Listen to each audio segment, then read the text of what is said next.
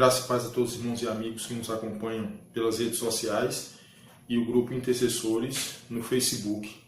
Tá? Meus irmãos, nós hoje vamos estar ministrando a quinta lição da revista Compromisso. Nesse trimestre, o quarto trimestre de 2016, nós estamos estudando sobre o livro de Hebreus, falando sobre Jesus Cristo. O que é que o livro de Hebreus fala sobre Cristo. E o título da nossa lição de hoje, a quinta lição, tem como título Perfeito Sacerdócio de Jesus Cristo. O texto áureo dessa lição está lá no livro de Hebreus, capítulo 4, o verso 14, que nos diz o seguinte: vimos que temos um grande sumo sacerdote, Jesus, Filho de Deus, que penetrou nos céus, retenhamos firmemente a nossa confissão. Então, esse texto de Hebreus 4,14, ele fala claramente sobre Jesus Cristo, seu nosso sumo sacerdote. Ele ocupou esse lugar por excelência, tá? Que penetrou nos céus, está nos céus, o único que subiu aos céus. Inclusive tem um texto bíblico que diz que só subiu ao céu aquele que desceu do céu. Então a gente poderia abrir um parênteses aqui na lição e dizer que, na verdade, no céu, pisou nessa terra e está no céu só Jesus Cristo. Algumas pessoas, e a Bíblia também relata que Enoque, foi arrebatado, Elias foi transladado, mas a Bíblia também relata que no céu não entra sangue e nem carne. Então, a Bíblia diz que as coisas reveladas são para nós e as ocultas são para Deus. Mas quando Deus, na própria Escritura, ele diz que no céu não entra sangue nem carne, o corpo incorruptível do homem não entra lá. Então, acreditamos nós que Elias ele foi levado aos céus numa carruagem de fogo, ele não provou a morte. Mas de uma forma que nós não sabemos. Com um corpo físico que viveu aqui nesse mundo, Elias ele não conseguiu chegar, ele não conseguiu entrar ao céu com aquele corpo. Nem muito menos Enoque, tá? Porque a própria palavra de Deus diz que o céu é algo sagrado, é algo santo. E a Bíblia diz que coisas corruptíveis lá não entram. Então, por essa afirmação bíblica, nós temos a certeza de que no céu, em corpo glorificado, só Jesus Cristo. Não existe outro. Maria não está no céu, Pedro não está no céu, Paulo não está no céu. Aqueles que morreram em Cristo, a Bíblia diz que os que morreram em Cristo dormem no Senhor, descansam no Senhor para o grande dia em que Jesus Cristo virá buscar a sua igreja. Então, reter a confissão que Jesus é o Filho de Deus, que ele é o nosso sumo sacerdote, que nada e nem ninguém deve roubar de nós essa fé, que não há lugar para covardia, acomodação ou apatia, que significa insensibilidade emocional. Tá? Apatia significa insensibilidade emocional. Se os irmãos prestarem atenção no que o autor da lição está dizendo nessa parte aqui, diz o seguinte, que nada deve roubar a nossa certeza de que Jesus Cristo é o nosso sumo sacerdote e ele sim penetrou os céus. Tá? Que não há lugar para covardia, temos de falar mesmo. Tá? Os nossos amigos, aquelas pessoas que estão trabalhando junto conosco, aquelas pessoas que estão no dia a dia conosco, nós temos de falar que Jesus Cristo é o Senhor, que Jesus Cristo ele é o Deus encarnado, que Jesus Cristo veio a esse mundo morrer pelo meu e pelo seu pecado. Tá? Acomodação ou apatia, insensibilidade emocional. Tem pessoas que são frias, tem pessoas que não existem nem 1% de sensibilidade. E essa apatia é justamente isso, é a insensibilidade emocional. O camarada não reflete mais, o camarada não chora mais, o camarada não se comove mais com nada. Então devemos ter cuidado com isso. O nosso grande sumo sacerdote, sofreu fora da porta. Está lá em Hebreus 13:3, 13:12, João 19, de 17 a 18. Esta é uma referência importante, porque morrer fora da porta da cidade significa morrer sob maldição. Jesus morreu sob maldição. A Bíblia diz que maldito todo aquele que fosse pendurado no madeiro. Está lá em Levíticos 24, 10, 14 e 23, números 15, 35 e 36, Atos 7, 56 e 60. O apóstolo Pedro considerou que o Senhor mesmo carregou com os nossos pecados em seu corpo sobre o madeiro. Está lá em 1 Pedro 2, 24. O apóstolo Paulo, por sua vez, observou: aquele que não conheceu o pecado, Deus o fez pecado por nós. Está lá em 2 Coríntios 5, 21. Então, aquele que não conheceu o pecado, ele se fez pecado por nós. Há algum tempo atrás, existia uma grande polêmica na mídia secular, na internet, com relação àquele filme A Paixão de Cristo, em que o tema principal era quem matou Jesus. Foram os judeus ou foram os romanos? E ficou aquela polêmica e muitas pessoas comentaram esse filme. Porém, uma coisa que me chamou muito a atenção foi que, se nós lermos a palavra de Deus, vamos entender que ninguém matou Jesus. Ninguém matou. Tá? A Bíblia diz que ele se entregou. Lembram naquela situação que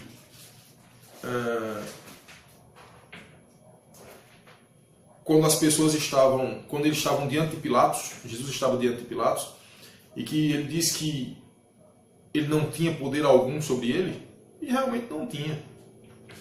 Né? Naquela situação da cruz, ele mesmo falou, dizendo que se ele quisesse, viria miríades e miríades de anjos para tirar ele dali. Né? Naquela questão da tentação no deserto, ele também disse, o próprio diabo disse, porque aos teus anjos dará ordem a teu respeito, para te guardarem em tuas mãos. Então, ninguém matou Jesus, ele entregou a sua vida por amor à humanidade. Tá? Aquele que não conheceu o pecado, Deus o fez pecado por nós. Está lá em 2 Coríntios 5, 21. E uma coisa também que tem muita dúvida hoje, é um ponto de muita dúvida na cabeça de muitas pessoas, é a respeito do... por que Jesus fez isso? Por que Jesus abandonou a sua glória? Por que Jesus quis nascer, crescer, aprender a andar, aprender a falar, sentir tristeza, amargura, rancor, irar-se, como ele se irou, quando ele expulsou os ladrões do templo, sentir dor, chorar, morrer? Por quê? E eu comecei a pensar sobre essas questões e comecei a ver o seguinte: da forma de Deus, Jesus como Deus e é Deus, com toda a sua glória e majestade, ele não tinha a mínima condição de passar por tudo aquilo. Porque, como nós vimos na lição passada, muitas pessoas dizem que Jesus tinha um corpo aparente. Significa dizer que o corpo de Jesus ele não sentiu dor, aquele machucado todo nele foi algo que não transpassou a sua alma, a dor, o flagelo. Jesus sentiu dor como qualquer um de nós. E ele se fez homem para que ele pudesse entender o homem. Porque nas nossas limitações hoje, muitas vezes eu vou fazer um comparativo para que os irmãos possam entender o que eu quero dizer. Claro que isso não está nas Escrituras, mas eu entendo da seguinte forma, que houve uma conversa entre o Pai, Filho e Espírito Santo. E nessa conversa, claro que isso é uma ilustração que eu estou fazendo, e nessa conversa eu acredito que houve questionamento com relação ao Deus Pai. Jesus perguntou a Deus o que seria dor. Por que as pessoas sofrem? Por que as pessoas choram? Por que as pessoas se entristecem? Mas Jesus, e Deus, como Deus, ele não sente dor. Ele não chora. A Bíblia diz que ele não tosqueneja, ele não pisca o olho, ele não dorme, ele não come, ele não tem as necessidades que o homem natural tem. Então, se ele não experimentasse de uma forma íntegra as necessidades físicas do homem, ele jamais poderia ser salvador da humanidade. Porque para ser salvador e senhor, o tal precisa passar pelas mesmas situações de quem ele irá salvar. Porque se Jesus não tivesse vindo como homem, de forma alguma ele poderia salvar o homem, porque ele não saberia o que o homem realmente sente. Mas a Bíblia diz que ele humilhou-se, ele se fez maldição, né? Deus o fez pecado por nós, e ele conhece a estrutura do homem por completo, porque além de ser criador, ele foi e ele é autor e consumador da fé. Jesus Cristo, na forma de humano, na forma de homem, ele quis dizer a cada um de nós o seguinte: é possível chegar ao céu, é possível viver uma vida santa, é possível andar junto de Deus. E é esse o legado que ele deixou, tá? Se fez maldição por cada um de nós.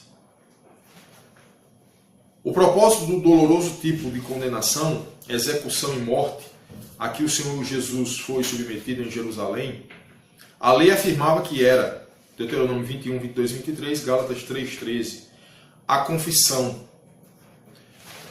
nos impulsiona a sair a ele, levando o seu vitupério, sua afronta. Está lá, Hebreus 13, 13. Não faz muito tempo, um suspeito de estupro foi protegido por uma senhora que o conhecia. O suspeito e a senhora foram sumariamente mortos. A ironia é que o suspeito era inocente, mas a senhora que tentou defendê-lo também morreu. Suspeitos não sou boa companhia. Está lá em Mateus 26, 56, Salmos 22, 6 e Lamentações 3, 14. Abrir mão da segurança do judaísmo para enfrentar desprezo e perseguição por amor a Jesus. Então, quando nós vimos aquela situação lá que Pedro negou a Jesus, a gente fica falando muito de Pedro, que Pedro foi um covarde, que Pedro foi um maluco. Mas se coloca no lugar de Pedro. Pedro, ele viu o princípio do sofrimento de Cristo. E Pedro, ele sentiu medo humano, uma coisa humana. Ele sentiu medo de confessar Jesus, porque ele sabia que se ele confessasse, ele estaria no mesmo caminho de morte. Então, abrir mão da segurança do judaísmo para enfrentar desprezo e perseguição por amor a Jesus. Ele não quis fazer isso, ele teve medo. Então, Salomão Gisburg enfrentou isso, judeu convertido ao cristianismo, viveu em Niterói, Campos, São Fidélis, Pernambuco e finalmente em São Paulo. Em 1891, criou o Cantor Cristão. Tá? Para quem não sabia aí, que o autor do Cantor Cristão é Salomão Gisburg, tá? Inário das Igrejas Batistas no Brasil. Fundou o Seminário Teológico Batista no norte do Brasil, localizado na cidade de Recife, Pernambuco, e foi secretário da Junta de Missões Nacionais da Convenção Batista Brasileira. Esse Salomão Gisburg aqui era um judeu e converteu-se ao cristianismo. Tá? Então esse cidadão aqui, ele sabe um pouco do que é defender Jesus e repudiar e afastar-se da sua religião de criança, de nascença. Né? Ele sabe muito bem o que é isso. Então ele deixou a origem, ele deixou aquela educação religiosa que recebeu por amor a Cristo. Então é isso que nós temos de entender. Quem está ao lado de Cristo, quem aceita Jesus e anda ao lado de Jesus, está a cada dia vivendo o seu vitupério, a sua afronta. Quantos de nós todos os dias somos afrontados porque decidimos viver uma vida santa? Quantos de nós todos os dias somos chamados de idiotas, de bestas, de alienados, de malucos, porque vivemos algo que é real. Mas para o mundo é uma coisa irreal, não existe. Não existe. Hebreus 4:1. A exortação é para o crente temer diante da possibilidade de repetir os erros dos israelitas no deserto. Temamos, porque a mesma mensagem foi pregada a nós, e o exemplo deles deve servir de lição. Os irmãos lembram que o povo de Israel, naquela trajetória pelo Egito, se desviaram dos caminhos de Deus. E houve uma séria punição. Tá? Então, que a orientação do autor da lição diz que nós devemos temer, nos afastar dos caminhos de Deus. Tá? Eles ouviram a mensagem, mas não creram nela. A palavra nada lhes aproveitou, porquanto não chegou a ser unida com a fé. Eles ouviram a palavra, mas eles não utilizaram a fé para unir a palavra e viverem uma vida diante de Deus. É semelhante àquela parábola que Jesus contou de um homem que edificou a sua casa sobre a areia. Né? Desceram ventos, né? Desceram chuvas, sopraram os ventos e a casa caiu e foi grande a sua queda. Porque eles eram somente ouvintes da palavra e não praticantes. Eles não praticavam a palavra de Deus. E uma coisa interessante que eu vejo nas Sagradas Escrituras é que a palavra de Deus ela tem o poder de se materializar. Pode até ser uma heresia que você pensa que eu estou falando, mas não. A Bíblia diz que nós somos mais do que vencedores por aquele que nos amou. A Bíblia diz que tudo posso naquele que me fortalece. A Bíblia diz que da mesma boca procede bênção e maldição. A Bíblia diz que a mesma boca que abençoa é a mesma boca que amaldiçoa. Então eu acredito piamente que se o homem ele souber usar a sua boca para o bem, para o crescimento, para o aperfeiçoamento, para as bênçãos, a vida dele vai ser totalmente diferente. Porque de uma mesma boca, a Bíblia diz que as origens da vida procedem dos nossos lábios. De uma mesma boca procede bênção e maldição. Com a mesma boca nós abençoamos a Deus, bendizemos a Deus e amaldiçoamos o nosso próximo, que é feito imagem e semelhança de Deus. Então tenhamos cuidado, tenhamos cuidado. Não houve proveito porque não creram. A promessa das boas novas, está lá no verso 2, foi regada também a nós, mas para entrar no descanso é preciso crer. Para entrar no descanso do Senhor é preciso crer. Para o povo de Israel entrar na terra prometida foi preciso crer. Passaram 40 anos andando no deserto para chegar em um local que em poucos dias eles chegariam. Mas passaram 40 anos. E daquele povo todo, mais de 2 milhões de pessoas só entraram na terra prometida Josué e Caleb. Por quê? Porque creram, porque confiaram, porque continuaram. Eu não sei, meu irmão, o problema que você está passando, eu não sei o que, é que você está enfrentando, eu não sei o que, é que você está sentindo nessa hora.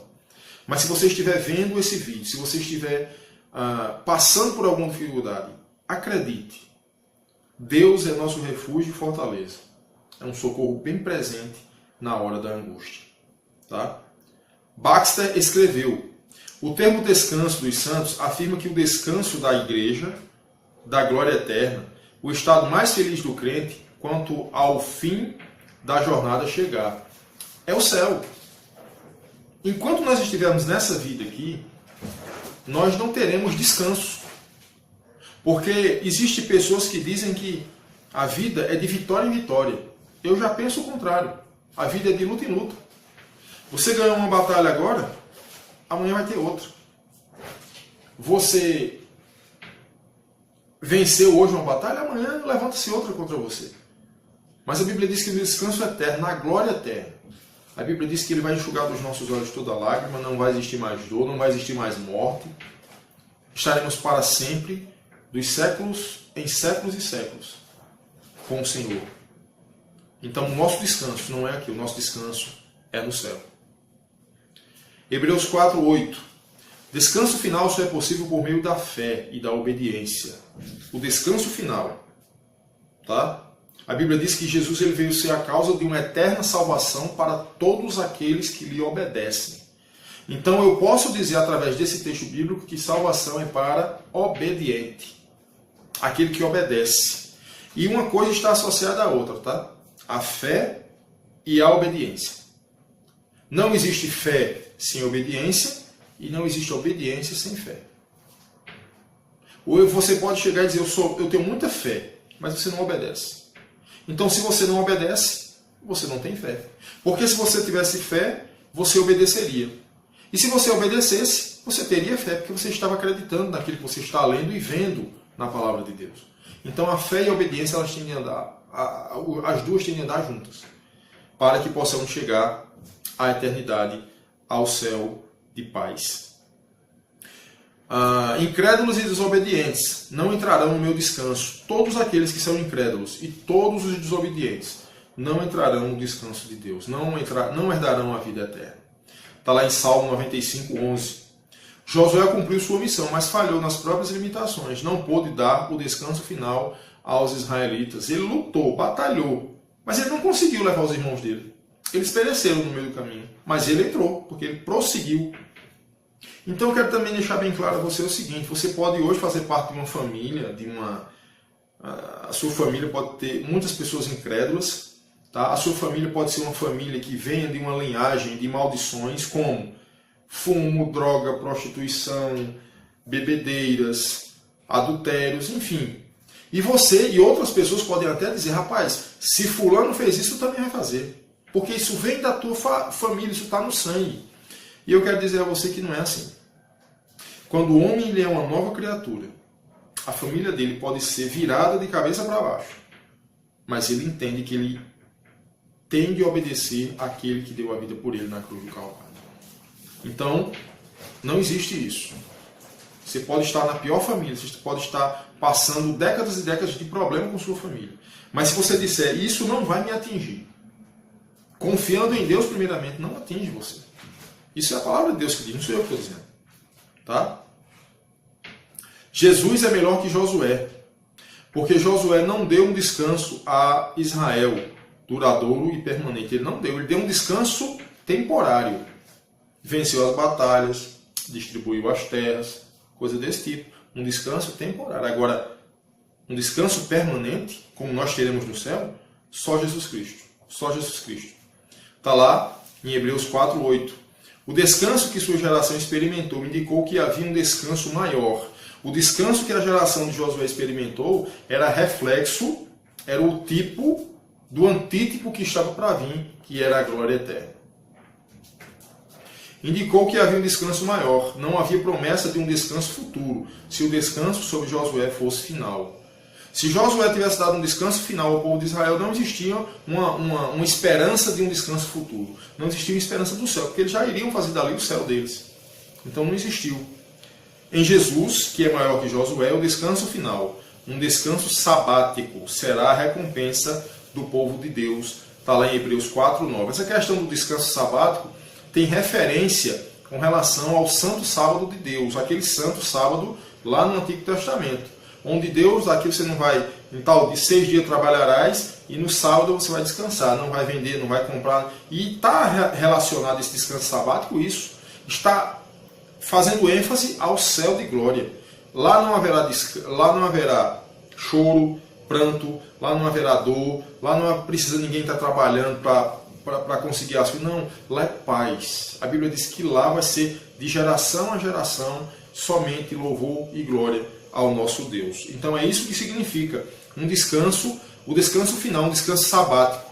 Não é que seja um descanso sábado, não é isso. É relacionado ao descanso eterno. Tá? Como no Antigo Testamento existia o descanso sabático, que era o 7º dia da semana, o homem não fazia nada, simplesmente louvava a Deus, está fazendo uma referência de que no céu vai ser dessa forma.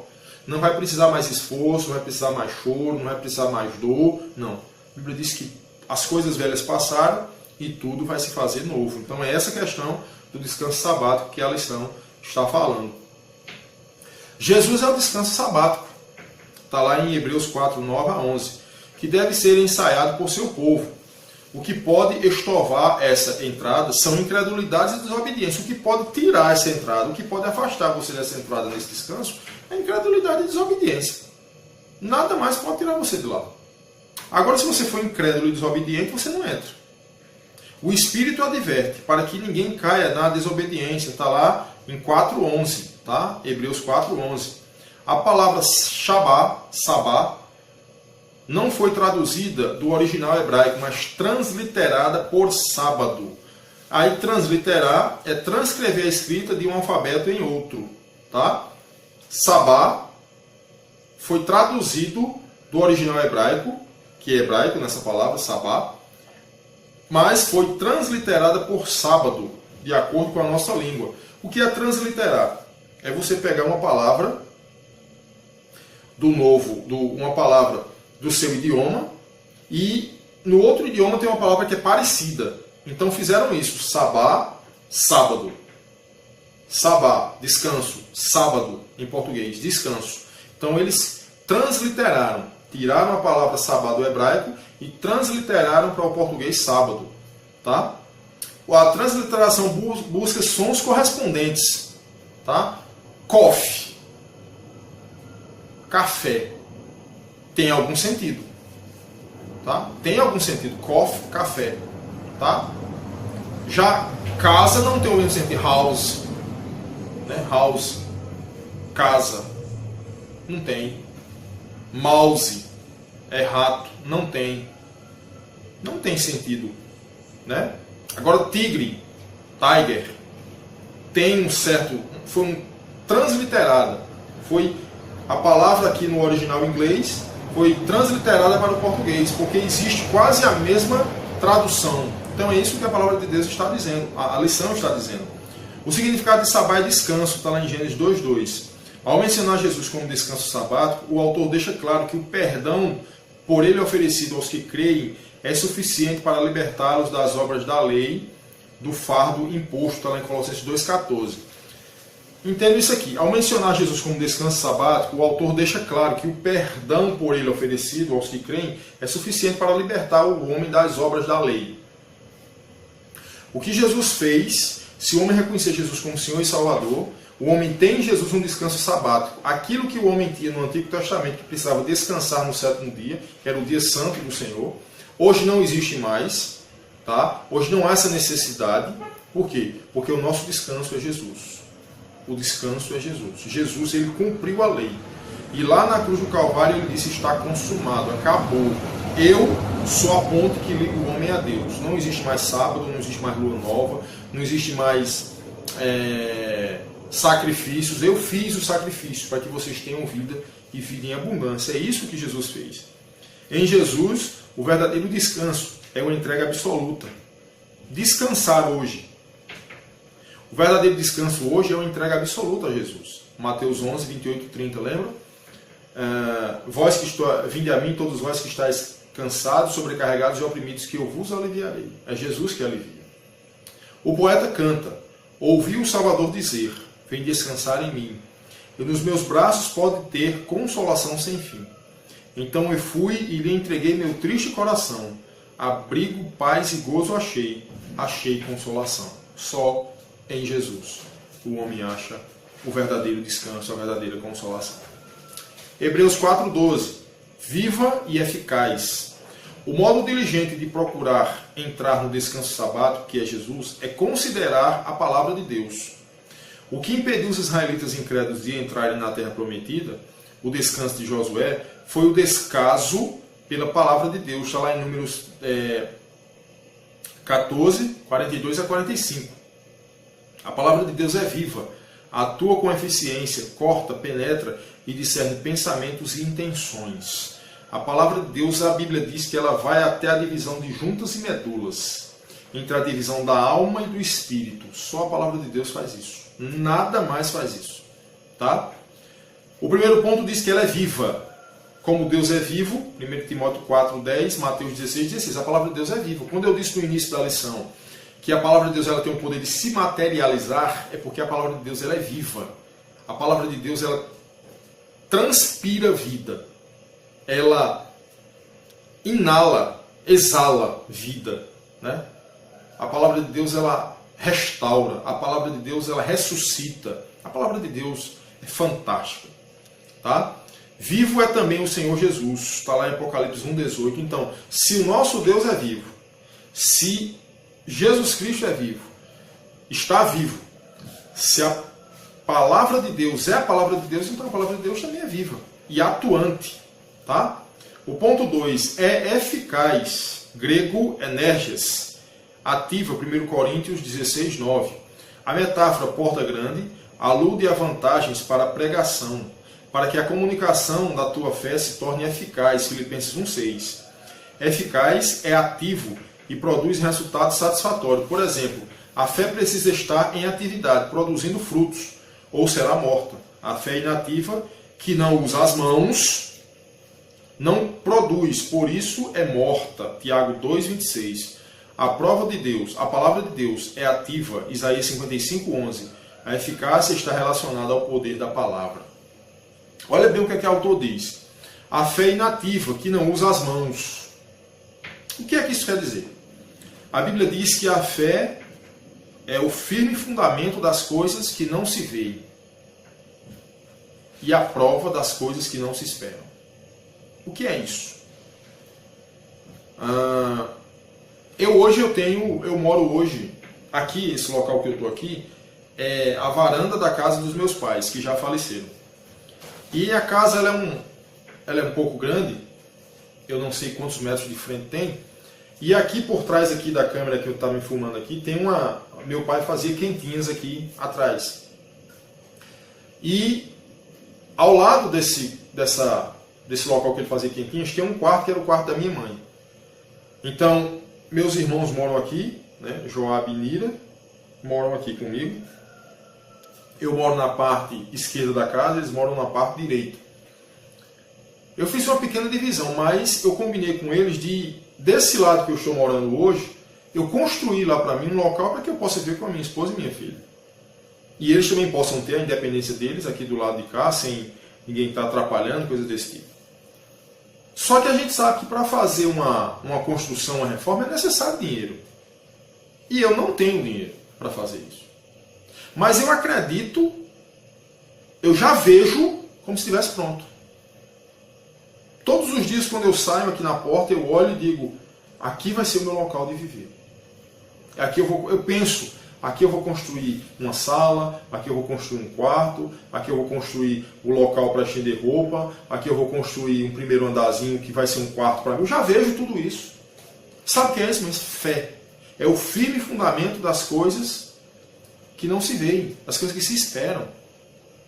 E a prova das coisas que se não veem. Usar as mãos. O que é usar as mãos? É apalpar, é pegar, é sentir. Então a fé você tem de sentir aquilo que você deseja, aquilo que você almeja, para a glória de Deus, claro.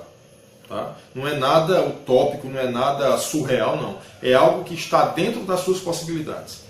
Deus, com certeza, de acordo com a vontade dele, vai cumprir isso na sua vida. E eu acredito que brevemente eu vou estar gravando um vídeo apresentando aos irmãos e amigos que nos acompanham que eu consegui, para a glória de Deus, construir minha casa.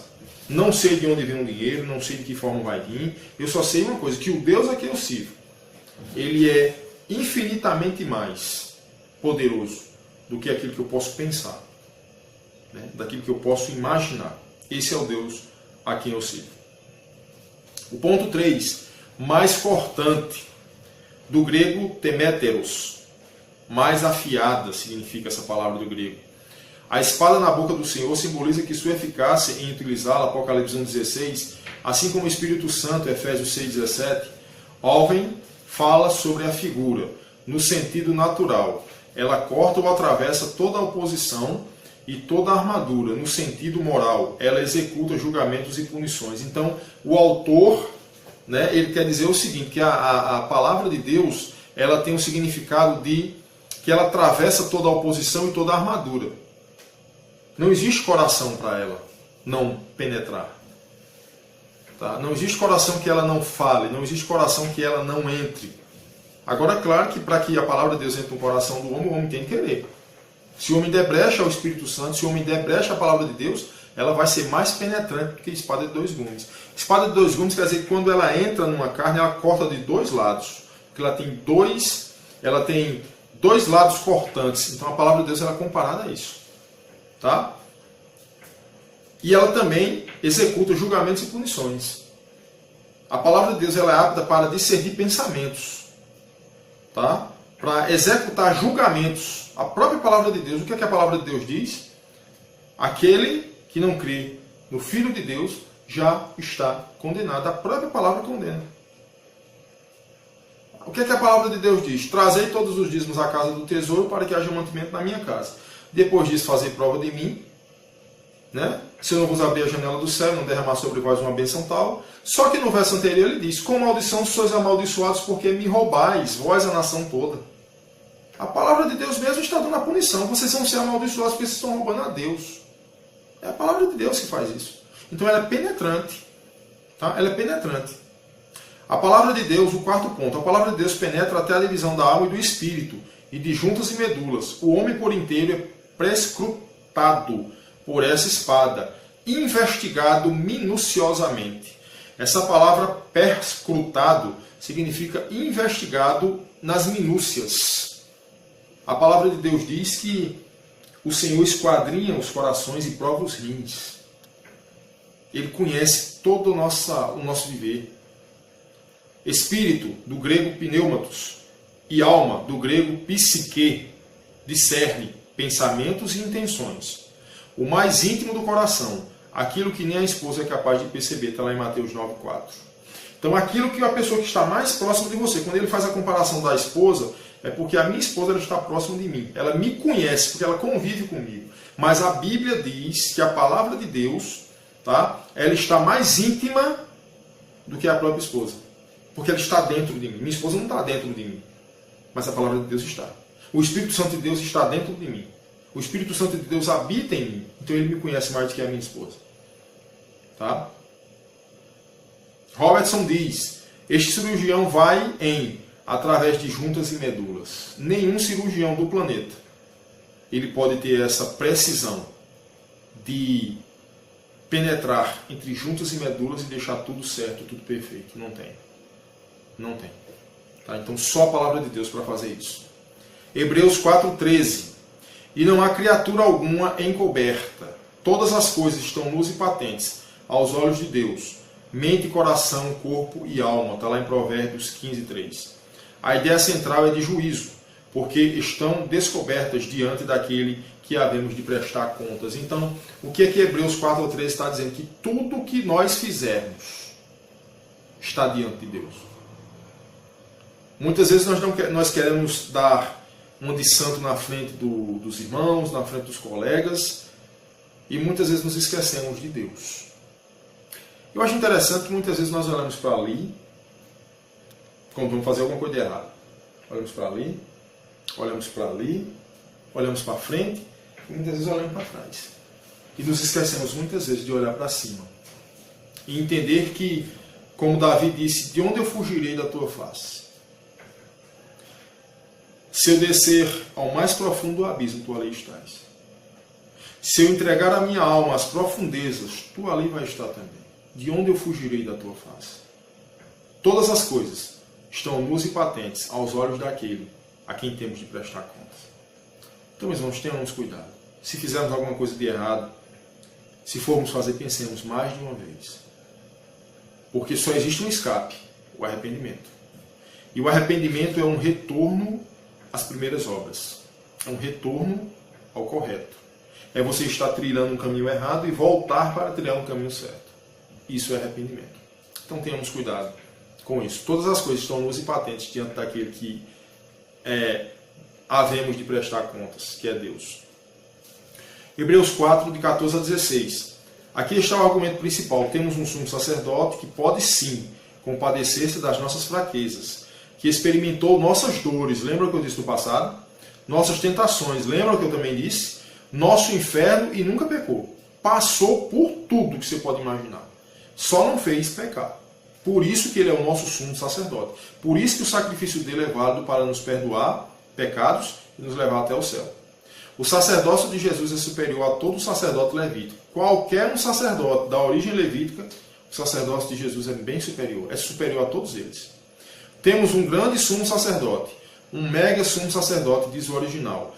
Jesus, Filho de Deus. Jesus é o nome humano que ele recebeu na terra. Cristo, em hebraico, Mashiach, significa ungido.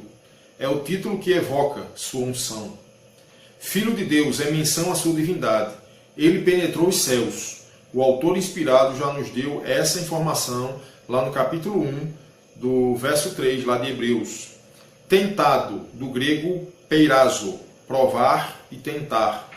A voz passiva indica que o Senhor sofreu tentação. Jesus foi tentado, porém não caiu em tentação. Sem pecado. Roberts analisa, e a notável diferença que jamais deve ser menosprezada ao considerar-se a real humanidade de Jesus.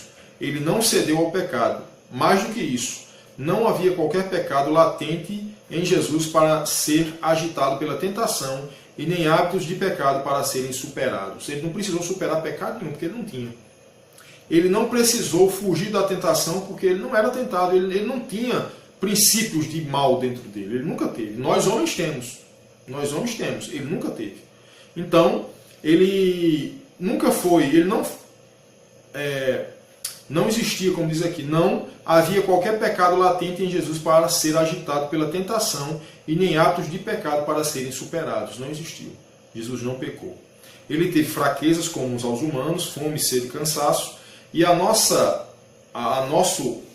base da esperança é a impecabilidade de Jesus e sua simpatia real. Ele não pecou, mas ele mesmo assim, ele usou a sua simpatia real, como rei, como sumo sacerdote, como majestade. Hebreus 4,16. Trono da graça é o lugar em que Jesus está. Um sumo sacerdote gracioso assentado no trono da misericórdia e graça. Tá? Quando diz sobre misericórdia e graça, significa dizer que o tempo da graça está aberto. A janela da graça está aberta. Qualquer homem, por pior pecado que tenha cometido, tem a oportunidade de se arrepender e de ir para o céu. Agora, quando essa misericórdia, quando essa graça cessar, aí é quando ele vai vir buscar a igreja dele. Aí não vai ter mais argumento, não vai ter mais choro, porque o tempo da graça passou. É isso que o autor está dizendo, tá? Blackaby concentua. Graça dá o que você não merece. Olha bem isso aqui. Misericórdia retém o que você realmente merece. Graça dá o que você não merece. Isso aqui é graça. E misericórdia é tirar, né? Retém aquilo que você realmente merece. Isso é o simbolismo, é o significado de graça e misericórdia. Graça é o favor imerecido de Deus. É dar a você o que você não merece. Misericórdia é reter de você aquilo que você merece. Que é o quê? Sofrimento, punições. É isso que nós merecemos, porque nós somos pecadores. Tá? Ao nos achegarmos ao trono, recebemos misericórdia e graça. E somos socorridos no momento oportuno, no grego eukairos, um tempo cronometrado, o momento preciso da necessidade. Eu não sei se você já prestou atenção nessa afirmação, mas eu já passei muito por isso. Que nós estamos passando por uma certa dificuldade e a gente muitas vezes pensa e diz assim, Deus não está vendo. Eu não vou conseguir passar por isso. E quando você menos espera, você passa. Mas chega um determinado momento que aquele socorro vem. E é justamente quando aquele socorro vem que entra nisso que o autor está falando aqui. Um tempo cronometrado. O tempo, o momento preciso da necessidade. É justamente o momento que você realmente precisa. Quando você pensa que você precisa, você ainda não está precisando. Mas quando você nem lembra daquilo mais, é justamente o período que Deus diz, agora eu vou dar a ele. Porque agora realmente ele está precisando receber isso. Então precisamos entender isso. Graça e misericórdia. Graça, você recebe aquilo que você não merece. Misericórdia, é retido de você aquilo que você merece. Que seria o quê? Punições, sofrimento, dor, injúria, choro, porque nós somos pecadores. E a Bíblia diz que o pecado, o salário do pecado é a morte. Mas o dom gratuito de Deus é a graça, é a vida eterna. Tá? Hebreus 5, de 1 a 10. Competia a Arão oferecer sacrifícios em favor do seu povo. Gautier observa que os 4 versículos iniciais desse capítulo são históricos e tratam do sacerdócio segundo a ordem de Arão. Arão sacerdote. E um background para apresentar aos cristãos judeus uma série sacerdotal superior à de Arão. Essa palavra background, circunstâncias ou acontecimentos de uma situação. Background é situações, circunstâncias e acontecimentos que antecederam a sua situação, né? É um background para apresentar aos cristãos judeus uma ordem sacerdotal. Houve uma ordem sacerdotal até chegar em Jesus. Todos aqueles sacerdotes eram um tipo do antítipo que vinha, que era Jesus Cristo. É isso que a palavra background quer dizer. Quem é o sumo sacerdote? Isso é uma pergunta. Temos 4 pontos aqui. Humano, né? O sumo sacerdote era humano, não um anjo. Anjos são espíritos e não sentem como os humanos. Não tem sentimento, não chora, não tem ação nenhuma, só foram feitos para obedecerem a Deus. Segundo ponto, constituído a favor dos homens. Não voluntário, mas nomeado, está lá no verso 4, intermediário. O sacerdote ele era o intermediário entre o homem e Deus. É tanto que vocês veem que no Velho Testamento, o sumo sacerdote ele entrava no templo com o cordeiro, imolava, só ele podia entrar lá, porque ele era o intermediário entre o homem que estava oferecendo o sacrifício e o Deus que iria receber o sacrifício. Tá? O 3, oferecia dons e sacrifícios pelos pecados. Dons, vários tipos de sacrifícios. Sacrifícios com sangue para expiar pecados. Era isso que o sacerdote fazia. Tá? Dons, vários tipos de sacrifício. Sacrifícios com sangue para expiar pecados. Então era isso o que o sacerdote fazia. Um pecador. O sacerdote era um pecador, rodeado de fraquezas, está lá no verso 2. Por esta razão, antes de oferecer sacrifício pelos pecados do povo, oferecia-os por si mesmo. Né? Lembram que antes do sacerdote ele entrar lá no Santo dos Santos para oferecer o sacrifício, ele antes se purificava. Ele antes oferecia sacrifício para ele mesmo. Porque se ele entrasse ali impuro, ele seria fulminado lá dentro. E um alerta. O que é que acontece nos nossos dias de hoje? Nós estamos indo para a casa de Deus, que é uma representação daquele antigo Santo dos Santos, lá onde o pastor prega, lá no altar, lá no púlpito. Aquilo ali simboliza o Santo dos Santos. E muitas vezes estamos indo para a igreja totalmente irreverentes. E eu queria dizer a você que o nosso Deus ele não mudou. A diferença é que existe graça e misericórdia. Existe o sacrifício de Cristo. Porque se Cristo não tivesse vindo, não tinha ninguém que entrasse dentro de um templo desse. Porque seria fulminado da mesma forma que os sacerdotes poderiam ser se entrasse lá de uma forma indigna. Tá? Jesus, eterno sumo sacerdote, Cristo, não se autodenominou sumo sacerdote, mas foi nomeado por Deus, como foram todos os demais. Os outros sumos sacerdotes foram nomeados por Deus. Jesus da mesma forma. O Pai o glorificou. O sacerdócio de Arão foi temporal, interrompido pela morte. Arão morreu, acabou. Então, acabou o sacerdócio de Arão. Ele não é mais sacerdote. O sacerdote de Jesus é eterno, por quê? Ele está vivo. É isso que a lição está querendo dizer. O sacerdócio de Arão e dos outros sacerdotes foram temporais. Por quê? Porque acabaram com a morte. Jesus não. Jesus, o sacerdócio dele é eterno, porque ele está vivo. É o que a lição, que a palavra de Deus está a nos dizer. Então, essa quinta lição que nós estudamos hoje, o perfeito sacerdócio de Jesus Cristo, é a lição 5. O texto base é Hebreus 4,14, que nos mostra claramente o perfeito sacerdócio de Jesus Cristo. Só ele pode tirar o homem, livrar o homem, perdoar o homem do pecado, da justiça e do juízo. Só Jesus. Então, que essa lição possa ficar na minha mente, no meu coração e no seu coração. Que nós possamos ter uma vida que honre e glorifique o nome de Deus. Vamos orar, agradecendo a Deus por mais essa lição e pedir que Ele nos ajude nas demais que virão pela frente. Possivelmente amanhã eu estarei publicando a lição 6, gravando a lição 6, que é domingo agora, que vai ser ministrado lá na igreja Batista Jardim Paulistano, ao qual eu faço parte. O irmão Gustavo, que é professor comigo junto comigo somos professor da classe Josué, lá da classe dos homens, lá da Igreja Batista Jardim Paulistano. O irmão Gustavo vai estar ministrando a lição 6, e nós estaremos aqui na internet ministrando também essa lição para a glória de Deus. E amanhã, possivelmente, eu já estarei postando essa lição, tá? E semana que vem, a lição 7 e a lição 8 sou eu que vou ministrar lá na igreja, já combinei com o Gustavo. E eu estarei também ministrando essa semana para os irmãos pela internet a lição 7, tá? Que é do domingo que vem agora 8. Domingo, a lição 7 vai ser... Domingo agora é 13, né? Hoje, domingo agora é 13, o irmão Gustavo vai estar ministrando a lição. a lição 6. Domingo 20 eu estarei ministrando a lição 7 na Igreja Batista Jardim Paulistano, para a glória de Deus. E toda semana a lição correspondente à semana vai ser ministrada para a glória de Deus. Vamos orar.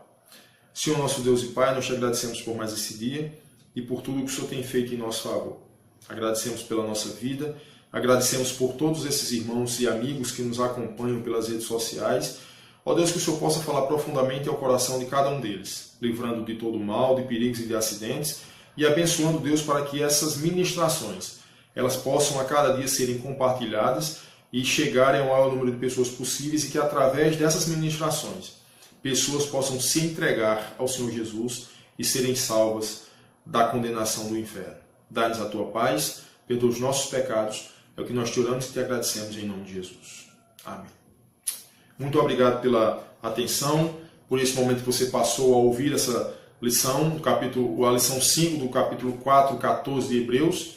Que Deus possa lhe abençoar. Qualquer dúvida, manda aí no link aí do YouTube o seu comentário, a sua dúvida, a sua pergunta, o seu questionamento, e nós teremos o maior prazer em gravar um vídeo e responder para a glória de Deus. Que Deus nos abençoe.